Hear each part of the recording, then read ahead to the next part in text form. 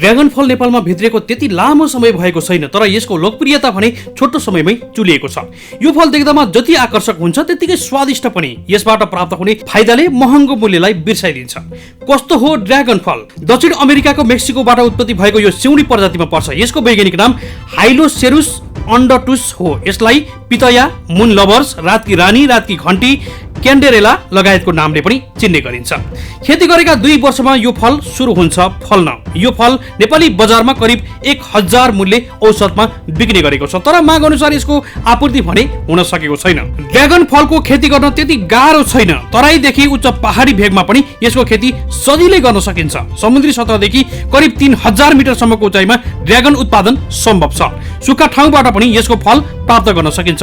ड्र्यागनको बोटले थुप्रै वर्षसम्म उत्पादन दिने गर्छ। एक फलको तौल 150 ग्रामदेखि 1 किलोसम्मको हुन्छ। काठमाडौँ, पोखरा, चितवन लगायतका नर्सरीमा यसको बिरुवा उपलब्ध छन् र दाङमा पनि यसका बिरुवा प्रशस्तै पाइन्छन्। घरको छत तथा करेसाबारीमा समेत बिरुवा रोप्न सकिन्छ। फूल फुलेको 45 दिनमा यसको फल तयार हुन्छ। जेठदेखि असोज कार्तिकसम्म फूल फुलिरहन्छ। यसले राम्रो उत्पादन दिने भएकाले खेती गरेर पनि मनज्ञ आर्जन गर्न सकिन्छ। फल एक, उपभोग अनेक। यो फलबाट उच्च स्तरको आइसक्रिम, इनर्जी ड्रिङ्क, वाइन र ब्रान्डी पनि बनाउन सकिन्छ। यसबाट केक पनि तयार गर्न सकिन्छ। गर्मी मौसममा लस्सी बनाएर पनि खान सकिन्छ। ड्र्यागनको मुन्टाको तरकारी निकै स्वादिष्ट हुन्छ। यो फल सलादको रूपमा पनि प्रयोग हुन्छ। विभिन्न स्वीट परिकारमा निकै उपयोगी हुन्छ। Fruit salad, fruit platter, pan केकमा पनि यसको प्रयोग गर्न सकिन्छ। यसकारण स्वास्थ्यवर्धक छ, जसले छाला सम्बन्धी विभिन्न रोग निको पार्नका लागि ड्र्यागन फलले निकै सहयोगी भूमिका गर्छ। यसले कपाललाई पनि फाइदा पुर्याउँछ। यो गर्भवती महिलाको लागि अत्यन्तै फाइदाजनक हुन्छ। कोलेस्ट्रोल, उच्च रक्तचाप नियन्त्रणमा पनि यसले ठूलो महत्व राख्छ। यसले कब्जियतको समस्यालाई समेत कम गर्छ। क्यान्सरको सम्भावनाबाट टाढा रहनका लागि पनि यो फल सेवन निकै फाइदा हुन्छ। यस फलले तौललाई सन्तुलनमा राख्ने काम पनि गर्ने गर्दछ। मजबुत हाड र दाँतको लागि ड्र्यागन फल निकै उपयोगी हुन्छ। साथै यसले शरीरमा सेल उत्पादनमा पनि मद्दत पुर्याउँछ।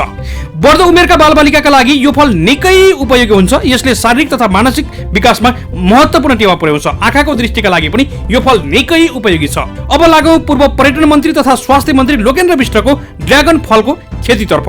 कुनै बेला बन्दुक बोकेका पूर्व नेकपा माओवादीका नेता एवं पूर्व मन्त्री लोकेन्द्र विष्टका हातमा अहिले बिहान बेलुका कुटो कोदालो देखिन्छ। 57 वर्षीय विष्ट गएको 4 वर्षदेखि कृषि पेसामा रमाइरहेका छन्। तुलसीपुर उपमहानगरपालिका 18 को मैरवा गाउँमा उनले गरेको ड्र्यागन फलको खेती देखेपछि त्यो बाटो भएर हिँड्ने सबै दङ्ग छन्। माटोमै रात दिन खटिरहेका विष्टले वर्षौंदेखि खाली र उजाड जमिन अहिले हरियाली बनाएका छन्। जिल्लामै पहिलो पटक भित्रिएको ड्र्यागनको खेतीले छोटो समयमा नै उनलाई सफल कृषकका रूपमा स्थापित गरेको छ। उनको ड्र्यागन बारी तुलसीपुर घोराई सडक खण्डको छेउमा पर्छ। त्यसैले पनि तुलसीपुरबाट घोराई जिल्लामा लामो तथा छोटो दूरीका यातायात साधनबाट यात्रा गर्ने हुन् या निजी मोटर कार तथा मोटरसाइकलमा यात्रा गर्नेले पनि आफ्नो सवारी साधन रोकेरै पूर्व मन्त्रीले गरेको खेती भनेर हेर्ने गरेको पाइन्छ। पूर्व माओवादी नेता विष्टको राजनीतिक यात्रा 4 दशकदेखि पछि आएर विराम लागेको छ। यतिखेर उनको पहिचान किसान, सफल किसानको रूपमा परिचित भएको छ। विष्ट सांसद र 2 पटक मन्त्री समेत बनिसकेका छन्। उनले यहाँको 56 कट्ठा जमिन भाडामा लिएर ड्र्यागन फलको खेती गरेका छन्। सेतो र रातो जातका करिब 10,000 बिरुवा लगाइएको छ उनको फार्ममा। कृषि आफैमा पर्यटकीय गन्तव्य भएकाले नेपालमा बाँझो जमिनमा नयाँ खेती गर्न सके पर्यटकीय गन्तव्य हुन्छ विष्टले भने। यहाँ मैले नयाँ खेती गरेको छु, यहाँ धेरै यो के हो भनेर स्थानीय तथा जिल्ला बाहिरबाट पनि आउने गर्नुहुन्छ। यसले कृषि पर्यटकीय गन्तव्य पनि भएको छ। उनी कृषिलाई उद्योगसँग जोड्नुपर्ने बताउँछन्। उत्पादित कृषि उपज मध्ये नबिकेको वस्तुलाई प्रशोधन गर्नुपर्ने उनको भनाइ छ। पूर्व मन्त्री विष्टको फार्ममा ड्र्यागन फलको बिरुवा आकर्षक ढङ्गले हुर्किरहेका छन्। उनको फार्ममा ड्र्यागन फ्रुटको बेर्ना पनि तयार भइरहन्छन्। यसबाट पनि राम्रो आम्दानी भइरहेको छ विष्टको। साँच्चीकै कृषिमा सफलता खोज्नेहरूको लागि विष्टको यो फार्म पनि एउटा नमुना र मार्गदर्शक बन्न सक्छ। यसैगरी अब लागौं डाक्टर सूर्य प्रसाद पाण्डेको सफलतातिर। भनिन्छ सफल हुनका लागि नयाँ काम गर्नु पर्दैन, अरूले गरेका काम पनि अलि फरक तरिकाले गर्ने हो भने त्यही कामबाट व्यक्ति सफल हुन धेरै समय लाग्दैन अनि कुनै पनि काम ठूलो र सानो, राम्रो र नराम्रो पनि हुँदैन। यो भनाइलाई पहिलेदेखि नै आत्मसात गर्दै आएका वरिष्ठ कृषि वैज्ञानिक डाक्टर सूर्य प्रसाद पाण्डेले पनि कृषि क्षेत्रमा परम्परा भन्दा अलि फरक काम गरे। अरूले नगरेको र गर्न हिम्मत नगरेको काम भिन्न तरिकाले सुरु गर्दै डाक्टर पाण्डे एक सफल कृषि व्यवसायी मात्रै बनेनन्, नेपालमै उदाहरणीय कृषि विज्ञ डाक्टर समेत बन्न सफल भएका छन्।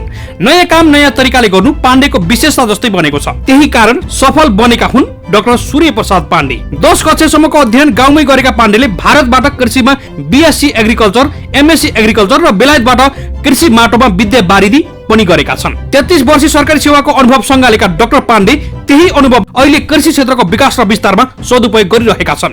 लोभलाग्दो सरकारी जागिर र विदेशको डलर त्यागेर आफ्नै गाउँठाउँको जमिनमा केही नयाँ गर्नुपर्छ भन्ने सोच राखेर डाक्टर पाण्डेले नेपाल कृषि अनुसन्धान परिषद अर्थात् नार्क जस्तो गरिमामय संस्थाको जागिरबाट 2062 सालमा राजीनामा गरे।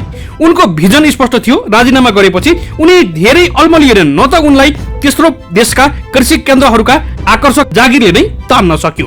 उनी नेपालमै सीमान्तकृत कृषकहरूको आयस्तर के कसरी बढाउन सकिन्छ भन्नेमा पहिलेदेखि नै तल्लीन थिए। यसैलाई मूर्त रूप दिनका लागि उनले नेपालमा किवी फलको व्यवसाय सुरु गरे। किवी फलको अपार सफलतापछि डाक्टर पाण्डे रोकिएनन्। उनले नेपालमा कम पानी पाइने र बर्सातमा समेत अपेक्षाकृत कम पानी पर्ने पहाडदेखि तराईसम्मका सुक्खा जमिनमा समेत राम्रोसँग उत्पादन लिन सकिने ड्रागन फलको परीक्षण खेती सुरु गरे। किवी र ड्रागन फ्रुट जस्ता फल विश्व बजारमा उच्च मूल्यमा खरिद बिक्री हुँदै आएका छन्। नेपालमा यी दुवै फलको खेतीको सफल परीक्षण पनि गरिसकेका डाक्टर वैज्ञानिक पाण्डे अहिले यतिमै सीमित भएका छैनन्।